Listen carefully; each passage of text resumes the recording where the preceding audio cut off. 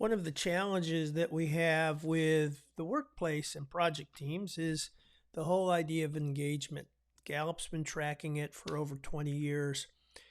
And on average, in the United States, about 30% of individuals are giving you their A game. Those are the ones in the green. They're rowing, they're happy, they're creating a positive environment and productive. You've got about 50% in the middle of the boat that are coasting. They're going along for the ride. They will do a good job if you tell them what to do, tell them how to do it, and then follow up and make sure they do it. But then you have two individuals that are toxic. They're actually actively working against the interest of the team or the company. And the challenge we have is, how do we find out who these people are? Well, it's easy to find out who the A players are, the people bringing their good game, but it's not so easy to sort through the other elements. So I've been working on a framework in our Genius Spark efforts that I would like to share with you. Even in this initial framework, it's going to be extremely helpful for you in looking at your team and beginning to categorize them, because until we can place somebody where they are, we don't know how to properly develop them. And I think this will help you. So let's look at managers. And managers are the linchpin to the organization, or the Achilles heel. During the pandemic, they turned out to be the big Achilles heel. Gallup says that only about 20% of managers have that developmental mindset and skill set to help people grow in their role and improve the organization or the team as a whole. 80% of managers are what we call those task-oriented managers. They get things done, they direct work, they hold accountability, they troubleshoot. They're in the weeds with the individuals. Now, as we look at these two continuums, we have a matrix. And the matrix flows from managers who tend to be transactional. In other words, they don't build relationships. They're more of a traffic cop or a babysitter kind of manager. And then you have the relational managers, those who build rapport with their employees, who care about them as individuals, and really working on creating an environment of trust. Then you have another continuum, managers who are focused on developing the capacity of their team by developing the capacity of individuals, and those who are more focused on the outcomes. Let's just get it done. So that's a continuum, and everybody falls in these in different ways. And as I grew up as a manager, I tended to be in that relational side that focused on performance. But I've changed and I've grown, so that's the good news for all of us. Now, when we break down Gallup's numbers, and in my experience, when I break them down into these quadrants, I find that about 5% of those managers, those standout individuals, build strong relationships, are focused on the growth of individuals, and therefore grow the team. About 15% in the bottom right, they build strong relationships, but they tend to be the heroes. They come in and they help and they rescue and they troubleshoot, and they're the problem solvers. And what we find here is that the employees tend to wait for the manager to bail them out or to solve their problems for them. They become very dependent. If we go up to the upper left, those are managers who want people to improve, but more in a transactional way, almost like a detached teacher or a detached coach. They're demanding, but you don't feel the sense that they are looking out for your interest or that they care about you. They want you to improve to get the work done. And we call this the boss. And again, it's about 15%.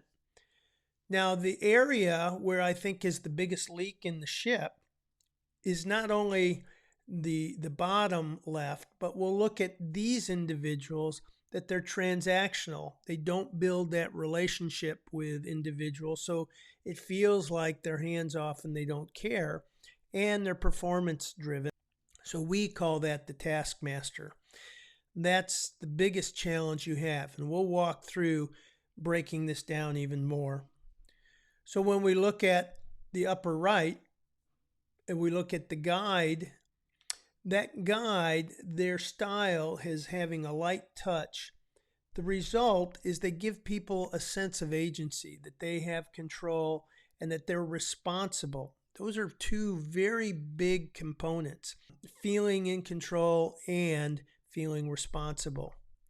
When we go down to the bottom right, the hero, when they come in and they have the answers and they solve the problems and they're telling people what to do and they're troubleshooting and all of that and holding accountability, that really disempowers people.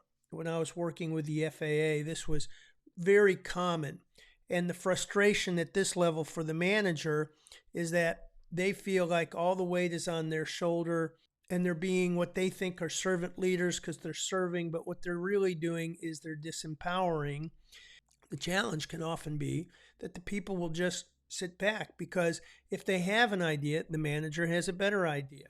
And another consequence for the manager is just being burnt out and tired and being frustrated with the people that they're working with. So it builds this interesting dynamic. Now, if we go to the upper left, we find the boss. The boss is like that drill sergeant, that task. The boss is like that drill sergeant. They micromanage. They're always pushing for more. They're looking for somebody to get better and better. What happens to employees in this category is they're actively disengaged. They won't quit. They'll just stay and sabotage. They're actively working against the interest of the team or the company. Now let's go to the bottom left. These are the task managers. They're hands off and they don't get involved. They don't want their hands to get dirty. They don't want to get in the position of being, quote, responsible or being blamed for outcomes. They're very good at pushing that down to others. And so the people on these teams feel like it's very demanding, and yet they're not getting any help or direction or coaching or support. Now, looking at the numbers, it's very interesting how the 80-20 numbers work out and very consistent with Gallup's research. About 80% of managers are in this performance area, looking at outcomes and driving for outcomes. 15% do it in a relational way. They're the mother hens, and they feel overworked and underappreciated. Now, in the bottom left, those are the task managers, about 65%. And again, this is where a lot of people just quit. Gallup shows that people respond best to positive feedback. They also respond to negative feedback, but what really causes them to give up is no feedback at all, just being abandoned. And it's interesting, this is a correlation, this is not causation in any way, but 65% of individuals quit because of their boss. My question is, I'm wondering if a lot of them are in this category here. Here's another 80% zone. The 80% zone is on the transactional side. And transactional comes in many forms. Your reward structure is based on your performance. Your value is based on what you do. And it's a transaction or an exchange. You do this and you'll be safe on the team. You do this and you'll get a good review. You do this and you'll stay in my circle of trust. You could describe this as compliance, but not commitment. Now, as we look at the other side, the 20% on the relational side, you've got the guide at the top. So here the individual feels cared for, developed. On the relational side of the continuum, it's about 20%, which Gallup confirms about 20% of managers have that relational capacity, that interest in their employees. And then finally, we look at this range of 20%. And this 20% is focused on the improvement side of the equation. If we look at these quadrants based on where the employee is in this, we see in the upper right, that's the engaged, the very front part of the boat. On the bottom right, we've got those who are clearly coasting because the manager is carrying all the weight. But we also have on the bottom left, others who are coasting or quitting. They're jumping out of the ship. The toxic in the back, that's the upper left-hand side. Those are the ones actively disengaging. So this gives us a good framework to begin looking at our managers and where their employees tend to fit into these quadrants. This image begins to work on how do we improve these managers.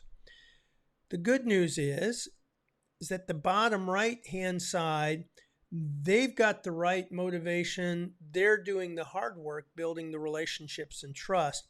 But what they need is more self-awareness and how they're coming across, and self-regulation. They're butting in and they're troubleshooting and rescuing because of their own internal stress about outcomes or how they might be perceived. So they've got to work on this emotional intelligence side of the equation. And they need coaching skills, not directing skills, but coaching skills. And we've got a great book that we will recommend for those coaching skills. They need help in learning how to manage based on their strengths, to be comfortable with their particular unique style of management, and look to the help of others who have strengths in areas that they don't. And the final element is they need to become more aware of the strengths of others and how to help them leverage that and find their fit on the team. These are all elements built into the Genius Spark process, beginning with building the paragraph of what you look like at your best. That's the self-awareness. And the kryptonite, that's also another piece of self-awareness, and helping you understand the strengths of others. When we look at the upper left-hand side, these are individuals who get things done, but there's a lot of collateral damage in the process. And they create people that are not just disengaged, but actively disengaged. The first things they need to understand is the value of the individuals. They need to develop soft skills. They need to understand the 4 elements of psychological safety. They need to move away from being a boss to learning coaching skills. They need to understand their strengths and their shadow traits, the things that they overplay or the things that create this collateral damage. And they need to move away from a one-size-fits-all management style to learning how to play to the strengths of others. The bottom left needs some basic remedial work. First of all, is this person really fit to manage? Were they a good individual performer and should have stayed an individual performer, and we give them a successful career path there? And if they do have the aptitude to manage, then we need to begin giving them some basic skills, coaching on how to play to their own strengths, and insight into the differences on their teams, the strengths, and how to adapt to leverage the strengths of others. Now, the final piece to the puzzle is to do a little bit of your own homework and look at the people who are on your team and map them out as to where you think they fit. Very often, we find individuals at executive levels are top rate performers on an individual basis. And they got there because of their performance side of the equation. They get things done, they're reliable. But building those relationship skills and building the focus on building capacity instead of trying to get it done themselves, that's usually the growth curve that these mid-managers and even senior managers need help with in terms of development.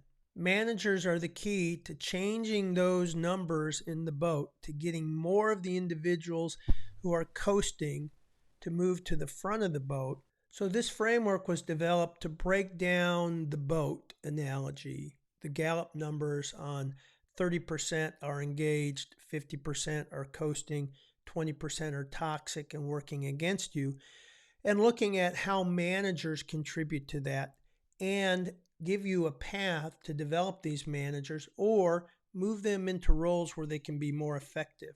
I look forward to continuing to develop this, and this is a conversation, so I would like your feedback on what you've taken away from this, what's useful for you, and questions you might have that we can build in to the training that we've got around how to identify where your managers fit in this matrix and how to help them move to that upper right quadrant. So take care.